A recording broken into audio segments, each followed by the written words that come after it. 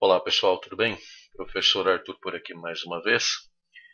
E agora nós vamos falar sobre um novo tipo de sensor, que é o sensor de movimento PIR, P-I-R. Ele, na verdade, é um sensor passivo de infravermelho.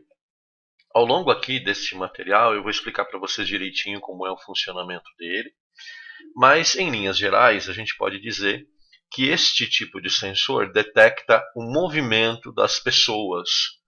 Ele detecta o movimento dos animais, né? Ele detecta quando algum objeto entra na área de monitoramento dele. Tá?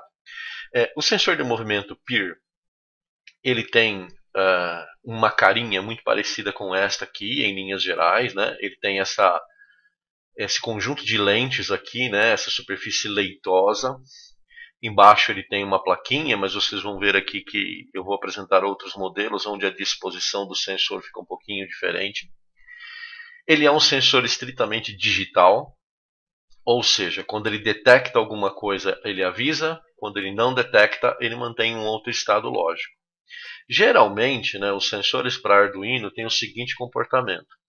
Quando nada está sendo detectado, ele coloca zero na saída, e quando algum objeto entra na área de detecção dele, ele informa o estado lógico 1. Tá? A grande maioria dos sensores em módulos para Arduino funciona assim. Mas se você for procurar outros sensores aí comerciais, né, com aplicações em eletrônica, em eletricidade, talvez você encontre sensores de movimento com características ligeiramente diferentes. Tá? Bom, aqui eu tenho um outro modelinho de sensor. Observe que ele está aqui, é uma plaquinha muito pequena, né? Ela está na minha mão. Aqui a gente tem a lente do sensor de movimento. Aqui embaixo nós temos os pinos deste módulo, né? E ele basicamente é uma câmera, só que ele é uma câmera de infravermelho, né? Ele mede uma radiação de calor que é invisível aos nossos olhos, mas que permite a sensibilidade desta lente, né? E aí ele informa para a gente que houve um movimento. O P inicial, né, do PIR indica que ele é passivo, ou seja, ele não gera e ele não irradia infravermelho. Ele só percebe o movimento através do calor, né, de ondas de calor, e aí ele faz a indicação para que seja monitorada a situação. Aqui dá para a gente observar com um pouquinho mais de detalhe, né, o módulo. Observe que é um módulo bem pequeno que está na minha mão, né? E ele detecta calor porque qualquer ser humano, né, qualquer animal que tenha temperatura corporal maior do que o zero absoluto, ele emite esse tipo de onda.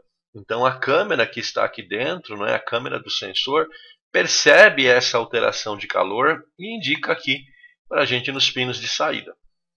O que a gente observa aqui nesses três pinos? Né?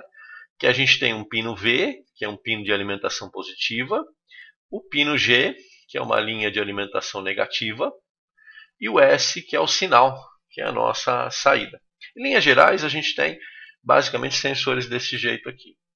Quais são as principais características dele? Né? Ele é um sensor muito pequeno, consome pouca energia, tem um custo baixo, é fácil de conectar e dura muito tempo. Né?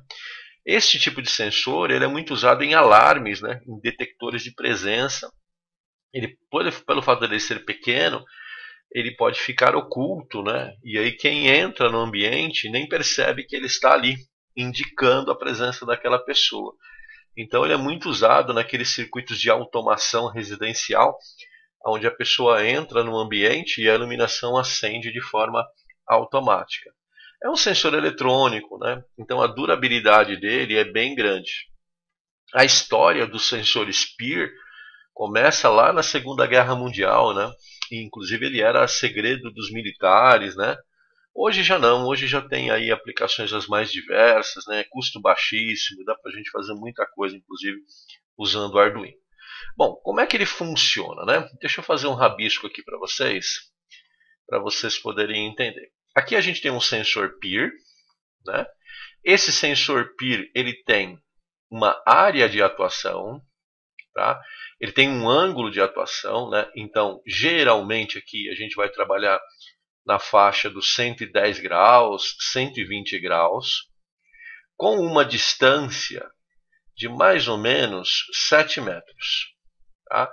Então, se um objeto estiver aqui, ele não vai ser detectado pelo sensor PIR. Se o objeto entrar nessa região de detecção, ele vai ser detectado pelo PIR. Então, nestas condições aqui, para esta bolinha aqui, a saída do sensor PIR, né, a saída é 0. Neste caso aqui, a saída do sensor PIR, ela passa a valer 1. Este ângulo, né, esse ângulo de observação e esta distância, né, de penetração na área de monitoramento podem ser ajustadas. Tá? Então vocês podem observar que aqui do lado do sensor a gente tem 2 pequenos potenciômetros para ajustar o que a gente chama de sensibilidade. Nem todo sensor PIR tem. Tá? Sensores mais simples, esses valores são fixos. Sensores com mais recursos, né? No caso deste módulozinho aqui, a gente tem a possibilidade de fazer esse ajuste. Ok? Então, o sensor PIR ele detecta corpos, objetos, elementos que entrem na sua área de monitoramento, indicando uma saída 1. Quando ele não detecta nada, ele indica a saída 0. Existem alguns sensores PIR que são calibrados para pets, né, para animais domésticos. Então, ele tem um ajuste aqui de sensibilidade que detecta, né, a passagem desses animais, né, pela área do sensor. E aí ele não avisa, ele não dispara o alarme. Tá? São recursos bem interessantes que a tecnologia está favorecendo bastante a parte de monitoramento doméstico, né? Principalmente na ausência dos proprietários. É um sensor bem interessante. Custo baixo, alta durabilidade, vale muito a pena a gente conhecer. E como é que ele funciona na verdade? Né? Aqui a gente tem detalhes. Vamos lá. Ele tem a lente, né? Ele tem a lente, que é aquela superfície leitosa, aquela pontinha branca. Os raios infravermelho incidem sobre essa lente e são direcionados para o núcleo do sensor, que na verdade é uma janelinha, olha, é uma janelinha que a gente tem.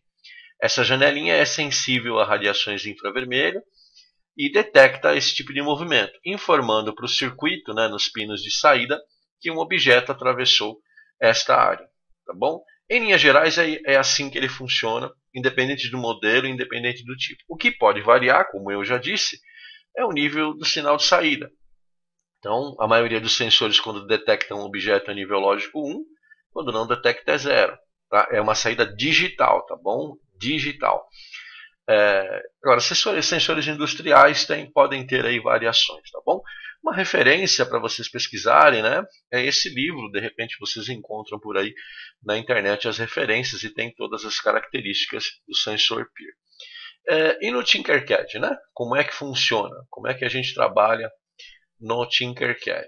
Bom, Tinkercad tem um sensor PIR, tá? Sensor PIR fica aqui na galeria de componentes básico, na lojinha, e ele tem 3 pinos, tá bom? Ele tem o pino de sinal, ele tem o pino positivo e ele tem o pino negativo, tá bom? Então a gente tem aqui 3 pinos de trabalho. Quando a gente for clicar sobre ele para fazer a atuação, ele vai abrir uma área de sensibilidade, uma área de monitoramento, que a gente consegue trabalhar com os valores de saída. Tá bom?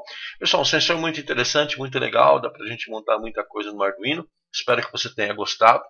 Nos encontramos nos próximos materiais. Um forte abraço, até mais.